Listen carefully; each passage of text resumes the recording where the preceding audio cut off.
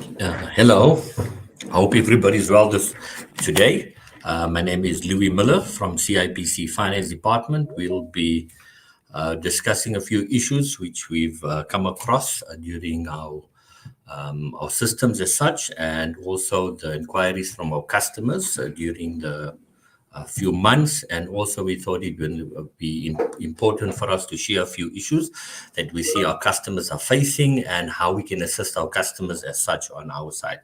So, firstly, I would like to thank everybody for taking time to look at the presentation from us on our side and to actually assist them in when they transact with the CIPC as such. So, firstly, as we're all aware, as when we transact with the CIPC, you first need to register as a customer, meaning that if you have not registered with CIPC, you will not be able to transact as such. So you first need to register with us. Once the registration is complete, there's a few statutory information that will be presented and which we will require on that, so we can ensure that our customers are aware of what is required, the information that is needed for the registration as such, and also the relevant details that they need to submit once they register as well. And then once those information is completed, then upon the successful registration, the customer will then receive a unique customer code and a verification, so meaning the customer will be able to allow to set his password, which he will then use once he starts transacting with CIPC. So that would be the first step as such for CIPC. And then second step was it's accessing the CIPC services. So once a customer registered, there's there's different service options that we have in platforms that we call them. We have an e-service platform, a biz portal, and a IP online services. So depending on the client's needs, these are the type of logons or the service that the customers will be logging on the platforms as such. So those are the ones that we have. And then thirdly, we will have a deposit of funds. So meaning for every transaction that you will be transacting with the CIPC, customers will need to make a deposit, because in order for them to transact, there must be funds available for them to transact. So there's different methods. There's two methods that we have for the deposit as such. So it would be your direct deposits, your internet banking, your EFTs, your ATM deposits as such. Those are the ones that you'll be utilizing for these services. So then the other services which we also have would be a card-driven services. So on the card-driven services as such, meaning that once we transact with a card, once you do a card-driven transaction, it means it's on certain services that the service offering that we have for cards. So customers must note that certain services are only card-driven services, and we have loaded them on our website, which directs customers to inform them which services are only card payment services, and then on other services, it's our normal direct deposits as such. So the presentation will focus on the issues that we identifying during the depositing of funds on our side, and also the refunding as such on our side. So it's broken up into those components as such, and also to assist our customers in once for future references as such, and also when they experience difficulties to understand the process and the process and the procedure and the requirements needed in order for us to assist them as such. So on the payment side as such, if we look at those ones, the payment side of our such, normally our customers would have a variety of choices of services they would like to register for us. But before those services can actually start, the payment is required. And this is where the most important part comes in, is to how does the customer define his reference number. So as we said in the beginning of the presentation, that the customer will register with the normal details, and also the CIPC will issue him with the logon credentials, meaning the customer code. It's normally a 6-digit characters, So those nominal ones is when the customer will make a payment. Those are the unique reference number that once a customer makes a deposit, they should utilize those ones as such. So it is the 6-digit reference as such, not the password, not the customer code and the password, only the first 6 digits, as those six digits are critical that this deposits will be allocated an automatic process. However, in instances where the deposit is not allocated on those ones, meaning there is something differently that has been inserted into the reference number, so meaning the customer has used either or an incorrect character, one, two, an incorrect numeric number, if it's an S or a 5 or I and an L, they are all different numbers. However, we should take note, these customer reference numbers are case sensitive and key sensitive, and I and a L is not the same character. So we would like our customers to focus on these ones once they start making payments to the CIPC via, whether it's via a electronic banking app itself, or via a direct customer walking into a bank, or a customer going to a ATM.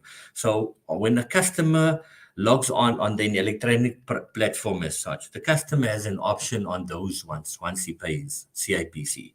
There's two type of references. There's a customer beneficiary reference and there's a statement beneficiary references. Those ones is the one is that will appear on the customer side, the one who's transacting. The other one will be on the on the statement of the company, or in this instance CIPC. If you're paying them, those are the beneficiary statement reference number. Those are the reference numbers that we're referring to as the first 6 characters of the customer code that CIPC has issued to a customer. We are well aware of that. There's a lot of issues surrounding when customers pay. The general idea is customers just walk in and saying they'll use some of their reference number as their names, or their company registration number, or their cell phone number, or just any random number which they can then identify it as such. So that is normally that would happen if the customer swap the two referencing fields as such, meaning the statement reference for the customer statement and for the beneficiary statement. Then we have also our customers, once they walk into a bank, they fill in a deposit slip and they write an S or a 5. So sometimes it's just in the manner how they write it. The legibility of the handwriting as such also plays an important part, because I think the teller at the end, if you write very fast and your handwriting is not legible, a 5 could look like a S, or S could look like a 5. 7 could look like, if it's not a 7 as such, it could be maybe a T, because it's not totally the full stroke through it. So there's various stuff on it as such. So this is where if a client walks into the bank, he must then ensure that says, my reference is XYZ, and this is what it is. So that will eliminate the unnecessary calling the CIPC or emailing the CIPC with regards to a payment that has not been allocated as such. So those ones are time consuming for the customer as well, because firstly, the customer would like to have a service rendered and not deal with a financial issue. However, if we eliminate those ones, the customer will have a smooth and the ease of doing business with it, because once the reference number is correctly inserted, the CIPC system would upload it directly into the customer's account as such, and the customer will be able to transact. There will be no need to send an email for a allocation of it or such, or contacting our call center. So those ones we're trying to eliminate, and also to assist our customers as best as we can. So those are the most important ones that we have. Then we also have a card payment system as such on our side, meaning for certain services in our environment, there are transactions that are only specifically for card services. So whether you pay for a service and you want to use a service that has not card-driven services, then that deposit will be refunded. Meaning, so if a service says it's card-driven, then you can only use a card specifically, whether it's a debit card, a credit card, and also you must be mindful that your card must be enabled for online transacting. So it means you have to contact your bank, inform your bank that you will be using, or you'll be transacting, or you'll do online purchasing. So they allowed that card to be used as such. So they will open a gateway so you'll be able to transact. If that is not done, then your card will not be accepted as such. So be mindful is once you use your card for the card-driven systems, that you have engaged your banker, ensure that you have required and that you've informed them that you'll be doing online shopping and those ones. That is a very safe one on our side as such, as it will provide the customer, once he makes a payment, with an OTP pin, so he can accept the payment or he can decline the payment. The card payment is 3D enabled, meaning we have looked at all the security features that the banks require from us, and also it is a protection layer that we know as to who are we dealing with at the point in time when the card is being used as such. So those are the ones that we are looking at specifically. We could not stress the biggest point on our side, that the issue we have surrounding the deposit is mostly, and the volumes of inquiries we get is mostly related to a referencing component from our customers as such. So we know as our customers are transacting, some of them are new, and the older ones might not have these issues. I think the newer ones, because they are new to the process, we thought that would be important information for them, that they adhere to what is the requirements, and also to eliminate the delays in the response time of us processing a certain application based on the time frame that the client requires certain services.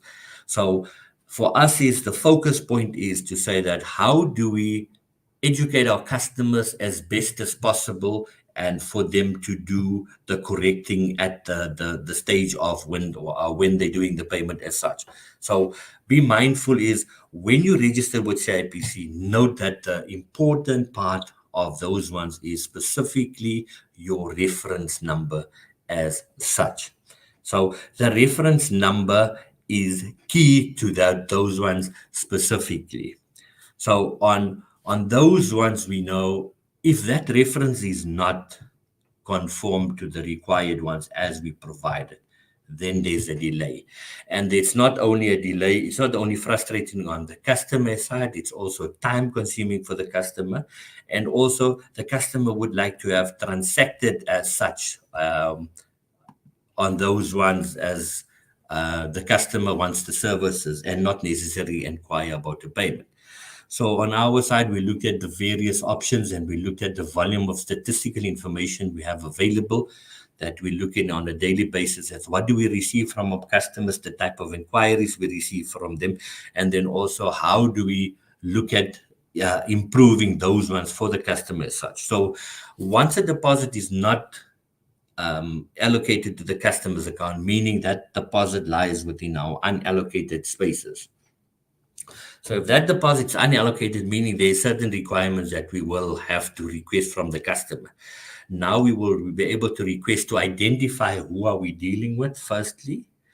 Secondly, also we would confirm the proof of payment that we know this is a specific customer we're dealing with and what is where this deposit should be allocated as such.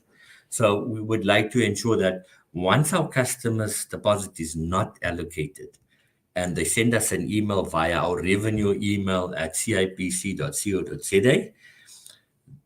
Linked to those ones, we will have requirements such as a proof of payment and a copy of an ID. These documents are required in order for us to identify that we're dealing with the right client, first of all.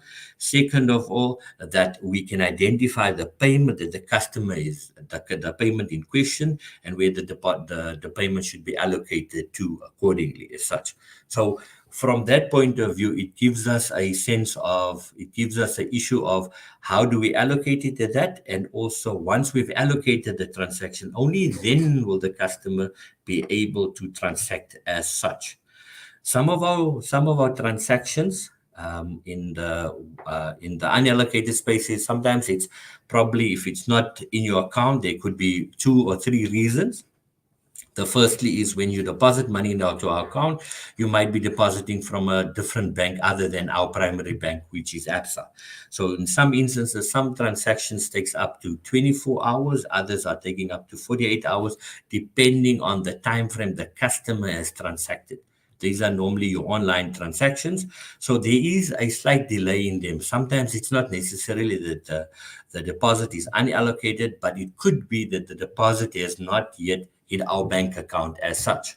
So the only time is that we will be able to allow the transaction to go through is once we have confirmed through our bank that the transaction has actually hit our bank account, then the transaction will automatically be allocated to the customer's account as such. The biggest challenge that we have with these ones is people are transacting, and the idea is if they're coming from any other bank, that they will have the transaction within the hour or a day, then it's a delay from the CIPC side. These delays are not necessarily from the CIPC side. These delays are normally as a processing side, because we are dealing with different banks, and with different banks there's different cutoff times, and once they move those transactions over, there could be a time variation between when the customer pays the transaction and when the transaction hits the CIPC bank account as such. So those ones must be mindful in the time frame when people want to transact with us. So I would urge our customers is before they transact with us as such, they must familiarize themselves with what services they will be require, what's the required amount as such, and also the time frame in how they will be making the payment as such. So those are the ones that is important for our customers to take note of it. If the services is card driven, then they don't make a direct deposit. If it's only a direct deposit they'll be making, those are the ones that customers must look at.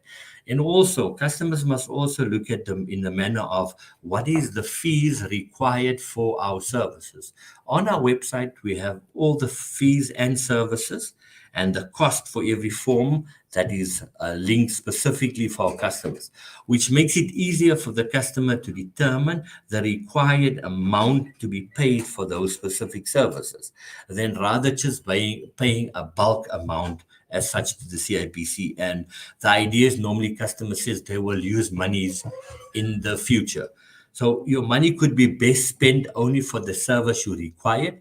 And then should you require additional service 3 months down the line, then you do the additional payment to CIPC for other services.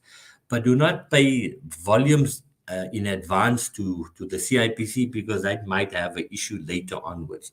So why I'm saying this is because we've also looked at the higher volume of influx of customer refunds as such. And the issue with those ones is customers have paid more than the required amount or more than the service they anticipated doing at the CIPC. So what we're looking at those ones is, that's why we're saying look at the customer must look at specific services that they require, look at the specific amounts for those services that are required, and also pay only the required fees for those services. By doing so, the customer will not have to have issues later when the customer requires a refund. Now, when we look at refunds as well on our side, refunds is a quite tricky part, because as CIPC, we need to validate that we are dealing with the correct customer, one. Two, that our customer is aware of the process that is required. And three, that the customer must prove to us that he has paid the subsequent amounts into our bank account as validation. This is done in order to assess that the customer we're dealing, it's the correct customer that will be refunding. So a lot of issues relating to these refunds that we have identified during the past is normally people do not keep proper records of the documentation of the payment they made to people only come back for a refund 2 years or 3 years later. And three, then people have a dispute that indication is that some of the documentation has faded and they have not proper the documentation has faded, and subsequently they unable to prove to us on those ones. And I think there's where it becomes tricky as such for CIPC, because in order for us to transact and to refund the balance, we need to be sure that we are refunding the correct customer for the correct amount, and that this amount has hit our bank account as such. So given those ones, we would like to urge our customers and our new customers is, once you make a payment to a CIPC, have a depository where you file these information as part of your statutory informations when you register a company or when you register a trademark, a patent, might it be a design, that you have all those ones in one document, and that it's easy for retrieval in the event there's a dispute, and that you would have the proof that it's not at the end of the period that we are now asking for information, and then with the customer feels that we are frustrating them in a process in assisting them in refunding those ones. So what we would like to urge our customers, have a depository, put all your normal documentation in those ones. Keep it in a safe space, because you are starting a formal business. Hence, you are required to keep documentation for these ones, for the ease of reference for documentation, for the ease of proving if there's a dispute between those ones as such of your transaction with the CIPC. It's even easy referencing on our side. So we've looked at those ones specifically on the allocation side itself. Yes, we do understand in certain instances documentation has faded, and there's a process that we can assist our customers in obtaining these ones. However, we would like to stress the older the transaction is, the more difficult it is for the banks to trace those transactions. We would like to make those ones known as such, and also to assist our customers in, well, once you in ensuring that a refund is processed to them, we want our customers to ensure that they have the proper documentation. They are familiarizing themselves with our conditions of the payment and our refund requirements as such, meaning that if we're saying we're looking for a copy of a proof of payment, a bank statement or account confirmation, the individual's ID document, and the proof of payment. And the reason that we would like to know these ones is because we're trying to understand that what was the purpose of the customer paying more than the required amount. Firstly, second of all, we're trying to build up history to understand what is the most frequently issues our customers experience, and also thirdly, how we can advise our customers as best once they transact with us as such. So overall, at the CIPC as such, we have volumes of, I know customers have volumes of transactions they process depending on what they need, but we would like to assure them that says that we know the payment side is a very critical part of our service offering. So we would like to encourage our customers to ensure that once they transact with CIBC, they are well aware of what is required, what is the reference required, what is the amount required that they will be depositing, and the services they will be receiving from the CIPC side. So all of those ones, we would like to say thank you for our customers for transacting with us, and also to look at ways and means of improving our service offering to our customers, what works best in the market, and also how do we expedite unnecessary delays, and how do we improve our service offerings to our customers for those type of services. As technology improves, we as the CIPC is always looking at new mechanisms that will improve our service offerings to our customers as such.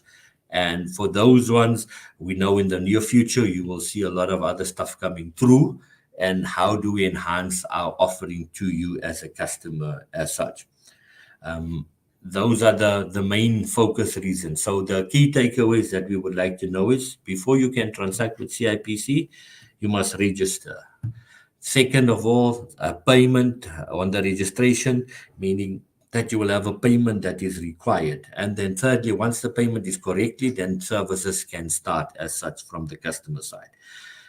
be mindful that the volumes, the amount that you're paying to the CIPC. Be mindful that before you just deposit money into the CIPC bank account for transacting, make sure that you are well aware of the services, the amount, and the type of services that you require, and only pay the prescribed amounts. Nothing more, nothing less. That will ease the burden for future should you in the event not continue with other services, but then you would know that you don't need to go through a process where you need to request for a refund. Those are the ones in a nutshell that we have on our side. We would like to ensure our customers that we will treat all the inquiries to a response in a responsible time, and also in a response manner that we respond back to them in the time frame that is required as per our service standard. I would give over to our team on the other side if they have any questions with regard to these ones. I know some of our customers will ask, what do I do when I have a issue with a payment? Okay, firstly, so if you have a problem with your payment, make sure if you have transacted, if you are sure that you haven't used the correct account, then email us at revenue@cipc.co.za. What that's saying, attach your copy of your proof of payment, a copy of an ID, and your banking details, and your customer code as well, in order to assist us. In order for us to assist to allocate the payment to the correct account as such. Those are the ones that we encourage our customers. If you know you're transacting from a bank other than ABSA, you know you have a day, 24 to 48 hours. There might be a delay. That is normally a norm between a day or a day and a half on it as such. The second one would be if you have a card payment and the card payment is you have an issue with the card payment, you are more than welcome to email us as well at revenue@cipc.co.za. But card payments are normally a straight through process once you accept the OTP PIN. So it's also dependent on the customer accepting the OTP PIN before the transaction can be processed as such. So those are the ones that we are looking at in a nutshell. That means, what is it that we would like to inform our customers? What is it that our customers is struggling with? And how do we enhance our services to our customers? Those are the ones. Thank you. So if we have any other questions as such, how do we get that we can deal with them currently?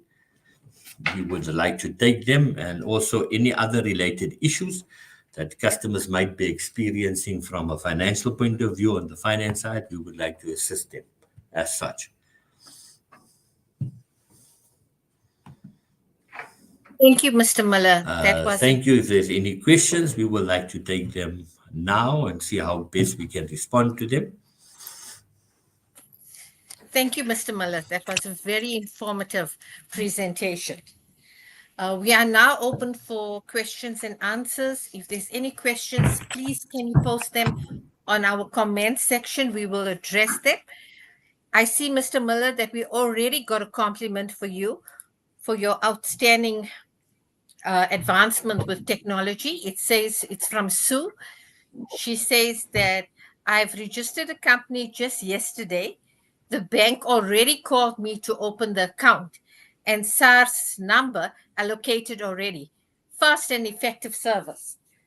See, you and your team are doing an outstanding job, Mr. Miller. I just want to ask you a few questions while we're waiting for our attendees to see any questions. Can you tell me that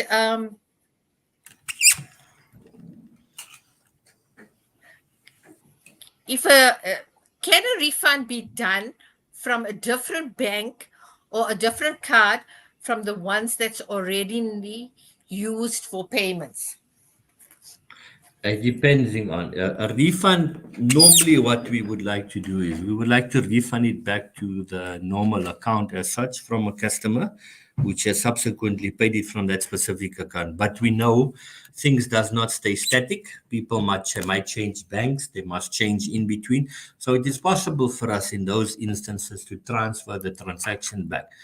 The challenge is we can't transfer a transaction back to individual that does not that did not make the payment. There is where the issue becomes a bit blurry because money will be refunded back to the account where it comes from.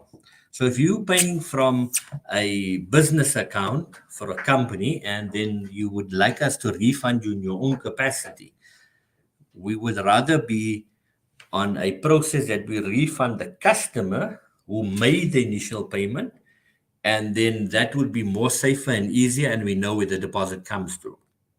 But if that account should subsequently have been closed, we have an option then to transfer those money or refund it to a different bank account. Though, but this is what we must be sure of, that we are transferring to the same individual that has made the deposit. I hope that is a bit clear, or if you want me to clarify additional stuff, you're more than welcome to ask me. How would I verify that it's the correct customer? What would you require to verify that I am the correct customer if it is of a business account? Remember, when you register as a customer with us, you register as a Yes. customer with us. So in some instances, you register as a company, but there will be the customer that registers will have an ID number on it as such. So those are the verifications that we know we are dealing with the correct individual. So in those instances, if you work for Standard Bank or you work for any other company, if the payment comes from that company, we will refund the company because the customer will provide us with the proof of payment. One, two, the customer will allow us the copy of proof of payment, and we will then refund that specific customer as such. And I see that. Yes. if I'm using a friend's customer code, would you refund me? Would you be able to refund me directly if I have the deposit slip? Depending on where it is. So sometimes it's depending on the situation that we have. If the deposit comes from you and your details is on it, then we will refund the individual that subsequently has made the payment. Okay. I see Simpiwe has a question. Thank you for your answer, Mr. Miller. I see Simpiwe has a question for you. I deposit money for CIPC's annual tax returns. Now the company is deregistered. I need the 400 Rand back. I don't know how to do it. Okay, so very quick for Simpiwe. First off, it's for annual return. You're saying the company has been deregistered. It's not the annual return tax. It's an annual return filing fee. So I just would like to clarify those ones. It's a filing fee Yes, for thank you. annual returns as such. And then also, it's quite simple. So Simpiwe will then email our revenue email address, so revenue@cipc.co.za. Simpiwe will give us the customer code that he has on his. Simpiwe will give us a copy of the proof of payment. Simpiwe will give us a copy of his ID. If it's a smart ID, the back and the front of the ID. And then also Simpiwe will provide us with his banking details as such. And then normally, as Simpiwe indicated, the company is deregistered, a small narrative. The narrative is in order for us to understand the behavior of our customers and also to look at ways and means that says if there's something that we need to look at in the internal in the organization, we'll use those as a means of tracking certain transactions as such, the volume of them and why are they coming through as such. It's just statistical information for CIPC for the purpose of understanding our customers' behavior on what they do. So those are the easier ones. Those monies is due to Simpiwe, so we will refund those ones to Simpiwe. I have another question for you, Mr. Miller. Can one customer code request for funds be transferred to another customer code? Okay, there it becomes a bit tricky. Why would you want to be having a customer code transferred between customer codes? Is it perhaps that there is an issue with it specifically, or is it that you because one customer cannot have multiple customer codes, unfortunately. It is defined for one customer account for one customer. You can't have an account for companies, then you're going to have an account for trademarks, then you want to account for designs and whatever the case may be. So one customer with one ID, it will only allow you to have one customer code. It might be in the effect that if there's something wrong, and this is very seldomly that we see them, in the event there's something that's something unto the account, that's why we can transfer it, or there's an issue with the customer as such, or there's a difference in opinion in how the customer wants these transactions to transact with, or he just used a incorrect referencing as such. So Actually, it, with it can clarifying that, happen. okay, what I would like to know is if it's my friend's customer code and I have funds in my customer code, can I give her the funds in order for her to file her annual returns? No, no, no. And now we are in a dangerous situation because this creates a risk for us as such. So we would rather not do those ones. We would rather refund the individual that made the payment. Subsequent, that individual can then give that money to the friend or whoever they want to transact. They can do it in that way, but we'll have to refund the money, unfortunately. The only time when we will transfer something is in the event that it was a system issue, that we had some glitches in some certain transactions, or the customer type small issues with relation to casing with your referencing, either I, L, a E, a 0, a 5, a S, then those ones we will correct as such. But in other instances, not at all. Okay, thank you. I'm glad to know that my funds are safe with CIPC and that you have a very secure systems in place. Okay, let me see in the chat for any other questions. Uh, Tell me, Mr. Muller, what should I do if my refund takes longer than 5 working days? Normally, it depends on what is the issue with regards to the refund. Either we have requested for additional proof from the customer, one, or two, there's documentation that is not legible for us, or three, the information that we have at hand is not the current deposit that we can validate the deposit from those ones. Those are normally when it's a time delay ones, depending on it as such. And also, this is dependent on the customer providing a full set of the information as we required it.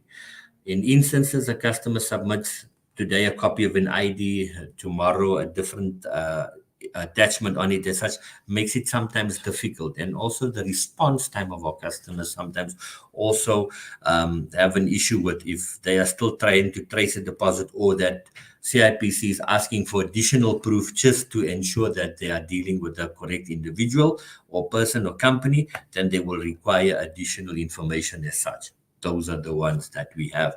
But I think we have posted on our service standards as well, our time that we looked at for our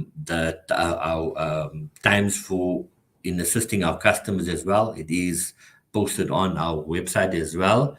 Our service standards, it forms part of our service standards as such. Okay, I see, Mr. Muller, you already got a second compliment that your presentation is very interesting.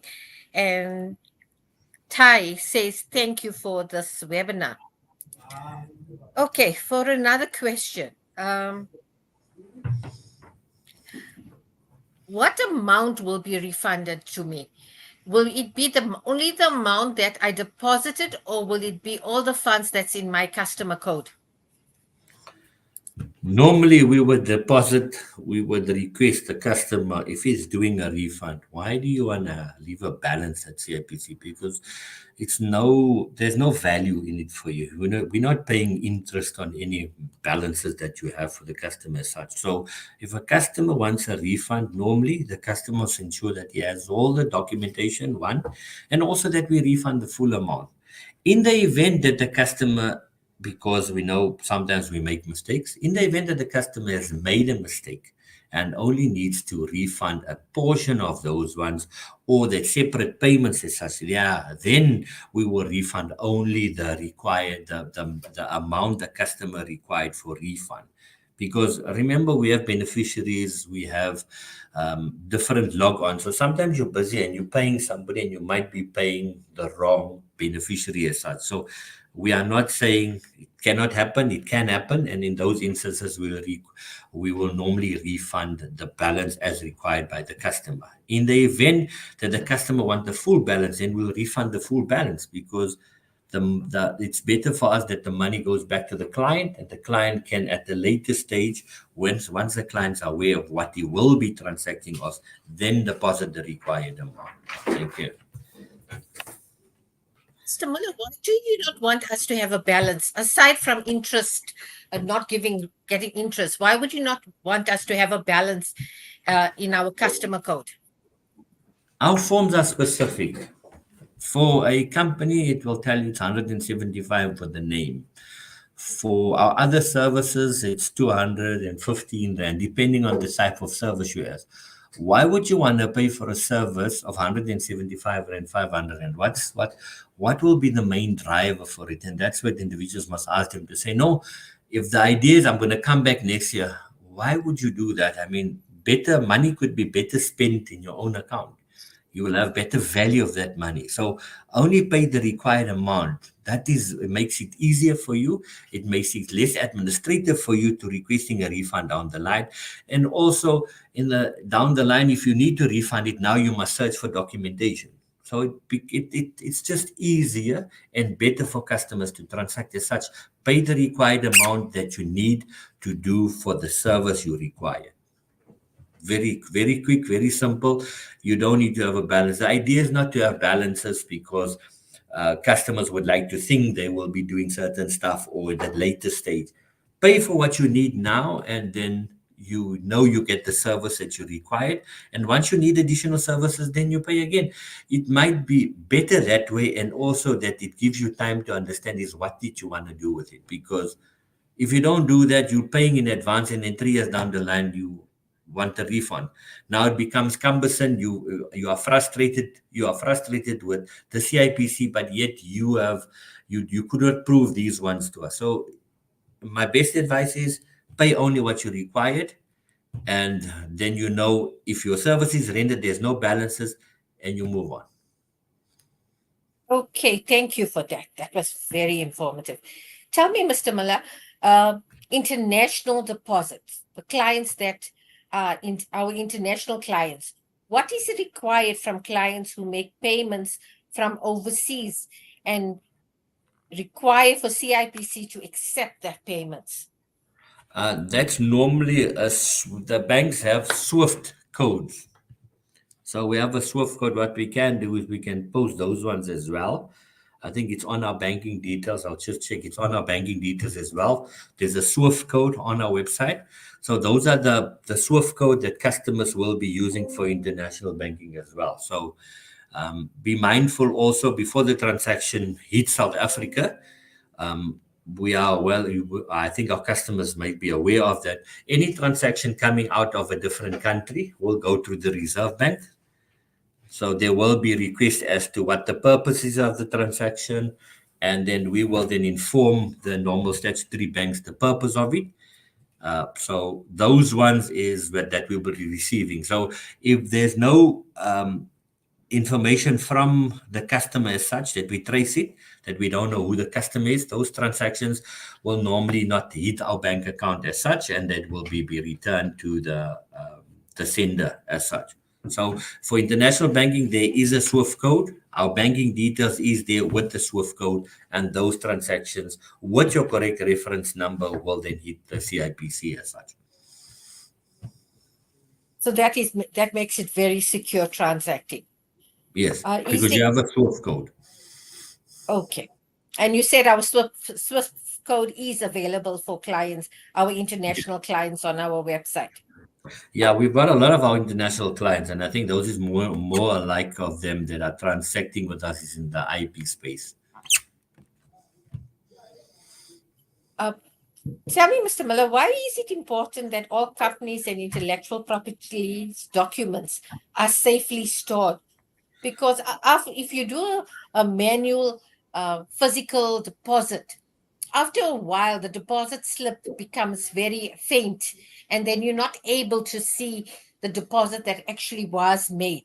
How would you assist us with that? I think for those ones, we'll have to find out on the date the transaction has taken place. We'll have to put in a service request through our banker as such. And some transactions of those ones are costly to the CIPC because if a transaction is older than 2 years or 3 years, then it becomes difficult because if it's a direct deposit, if it's an electronic payment or EFT from your bank account, you can prove those ones. It's easier because you have on your banking app, normally people can go back, I think a year or 2 years back, they cannot retrieve it. But for direct deposits, it becomes a bit difficult. And for ATM deposits, become difficult as such. Because, and here's the thing is, you want to go to an ATM and deposit money into it, but why could you not have done electronic banking? We know not everybody has the means perhaps to have electronic banking, but those are the ones. So for, in those instances, I would say is keep the document safe. Maybe make a copy of it as well for you for your purposes and referencing that you know you have it. If you know those papers are fading, it's like a normal. I think these your Pick and Pay Shoprite receipts they fade after a while, but make a copy of it in such and keep it as part of your documentation, because at the end of the period you're gonna be running a business as such. So based on those ones, you will have to keep record of all your income and your expenditure overall as such. Yes, that's a very good suggestion. That photocopy of your deposit slip and keep it on record. That will really be viable for all business owners. Okay, Mr. Muller. I do not see any questions that I have in my comment section, and I do not have any other questions that I need to ask you. I think we can bring this. Is there anything else that you would like to clarify for our audience? Is there anything else that you would like to explain to them before I come to an end? No, that is all on our side. I think we will communicate, all our communication will normally go out to our customers as when we enhance our services and also when new stuff happens, we would normally communicate to our customers and our stakeholders. Thank you. Okay. Thank you, Mr. Muller. That was really a very informative session. We have now come to the end of the webinar. We hope that you found today's webinar of value and that it will assist you. Thank you very much for joining the webinar today. Good day. Good day.